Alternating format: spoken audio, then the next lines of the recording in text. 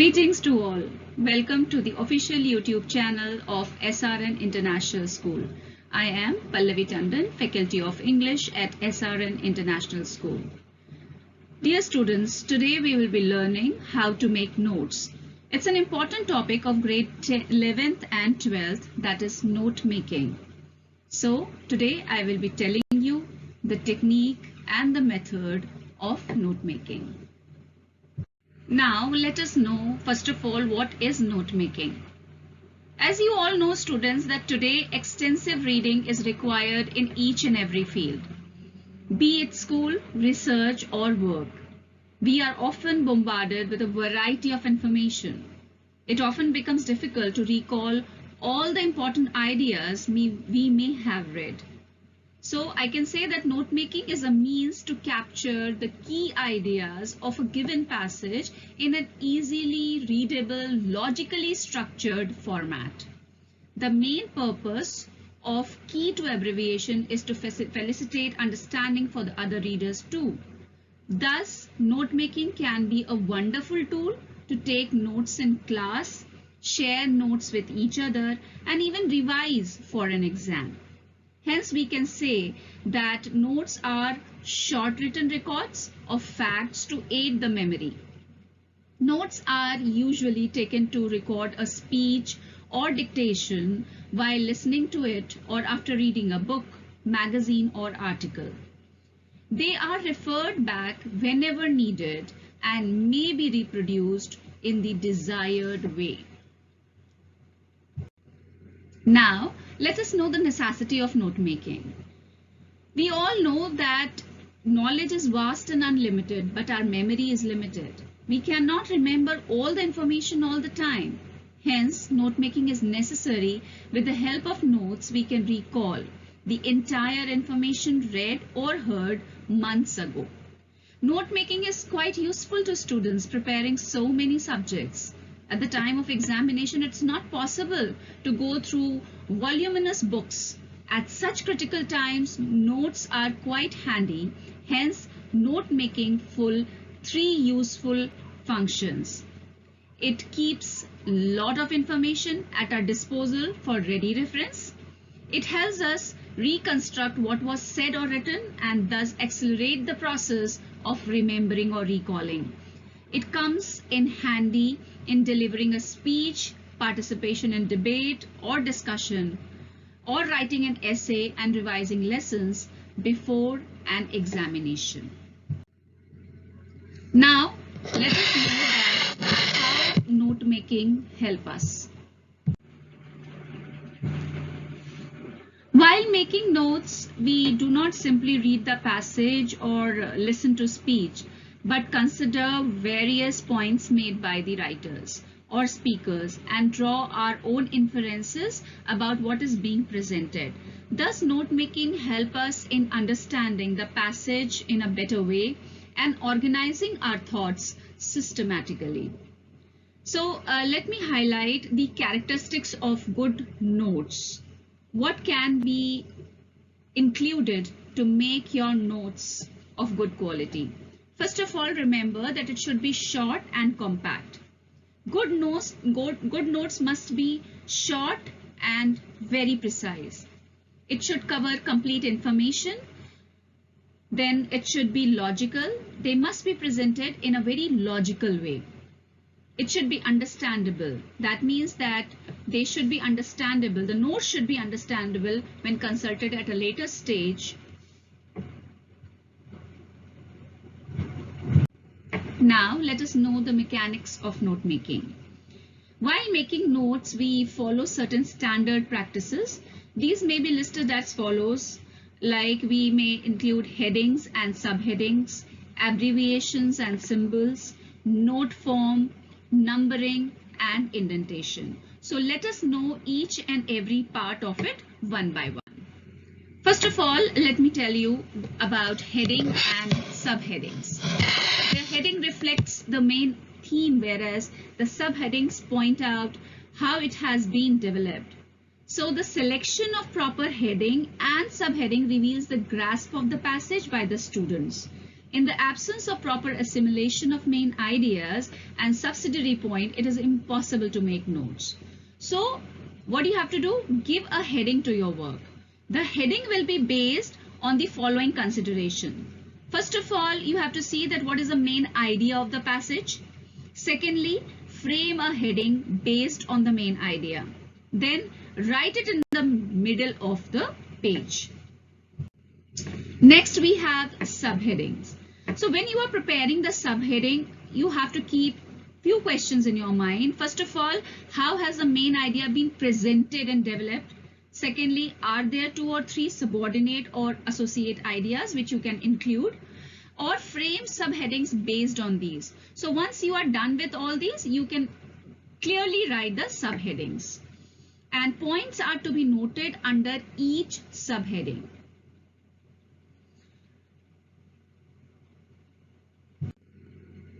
Now, let's move to abbreviations and symbols. Abbreviations and symbols are used for precision and economy of words, and hence quite helpful in note making.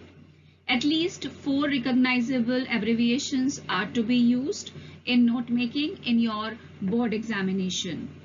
So children, these are the essential components of note making, and students make use of abbreviations and symbols in doing their written work.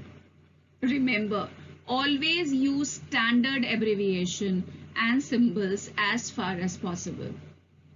For instance, let me tell you, like, you can capitalize the first letter of the names of states, countries, or organization. For example, UP or USA, UK, or UNO for United Nations Organization.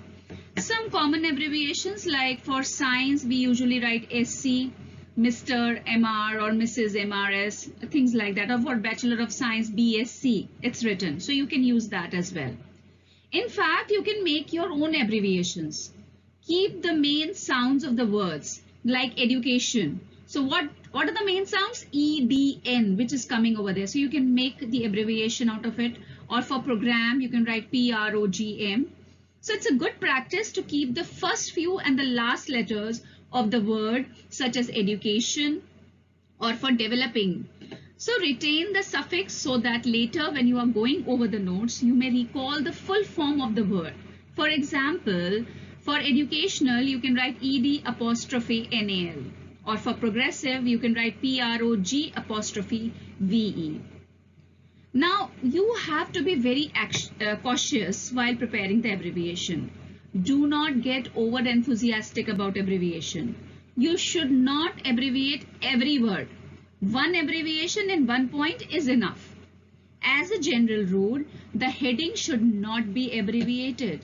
You may use abbreviations in subheadings only.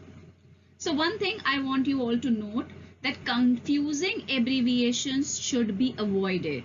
Example, the abbreviation UNDER may stand for understand, understood, and understanding. So similarly, INDST may stand for industry, industrial, or industrious. So always keep this thing in mind while preparing the abbreviation. Next, we have note form. While making notes, the whole information is listed in the note form, in points only. Notes should be written in complete sentences, as we can't remember the whole information. So only the main points are listed one under the other and numbered. It implies the logical division and subdivision of the listed information by using figures, letters, dashes, and spaces. All examples and figurative speeches are eliminated from it. Now comes the very important point, that is numbering and indenting. Indentation means leaving space at the beginning of a line of print or writing. So first write the title and then write down the notes in a logical order. From the main heading to the subheadings, the numbering should be spaced a little to the right. Note that indenting, that is shifting from the margin, has been used to clearly indicate subheadings, or you can say subpoints. Subheadings, though separated by points, occur below one another. Similarly, points and subpoints should also come below one another. Such use of indenting gives your notes a visual character. At a glance, you can see the main idea and its various aspects clearly. Numbering. You may follow any system, but you should be consistent. That is, you should follow the same system throughout. Some examples, like first you can say, like for the main headings you can use 1, 2, 3, and for subheadings you can use 1.A, 1.B, 1.C, and the same will be followed in second point and the third point. So this way you can proceed. So children, note making actually is a very useful skill and you must develop it with constant practice. So notes form an essential part of your academic life and will serve you well in your school and board examinations. That's what I'm telling you again and again. So you have to remember some of the steps which are required for note making. If you remember it, you will never find any problem in preparing the notes. First of all, read the passage carefully. Secondly, try to get the theme and subject of the passage. You may ask yourself, what is this passage about? This will provide you the gist of the passage. Then you have to read it carefully. This is your next step. Identify main ideas and important supporting details. Step 3, make notes of the main ideas under headings and add some points under subheadings.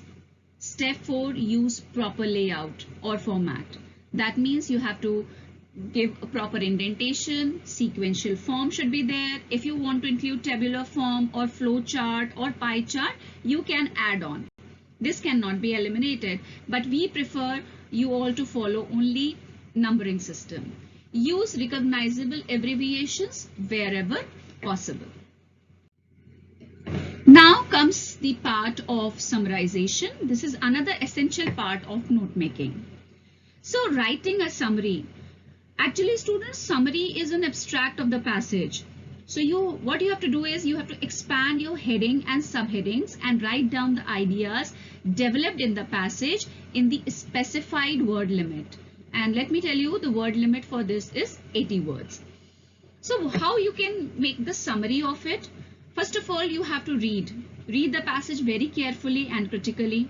Then again, reread it. Underline the topics, sentences, and key facts with pencil.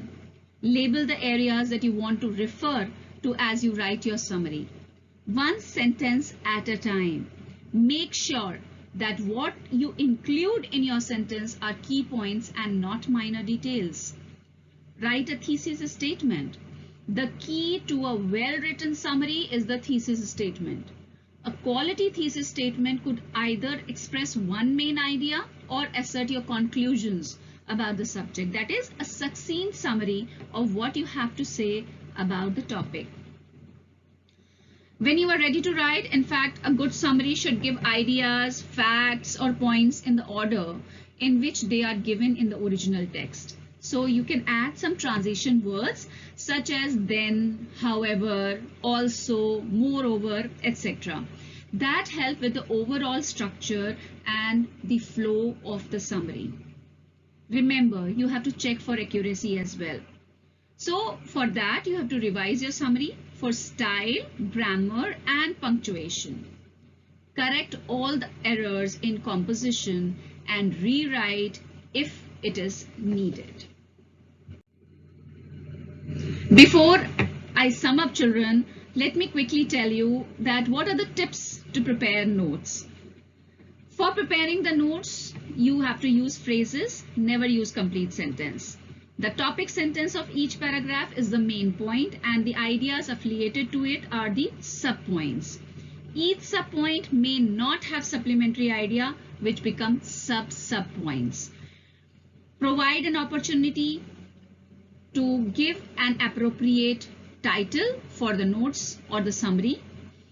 Include a minimum of 4 to 6 distinctly different recognizable abbreviations of the words. Then you have to cover all the important points in the notes meaningfully to prepare the abstract or the summary in 80 or 100 words. I hope, students, you must have understood the topic well. If you have liked the video, Don't forget to like, share and subscribe. Thank you.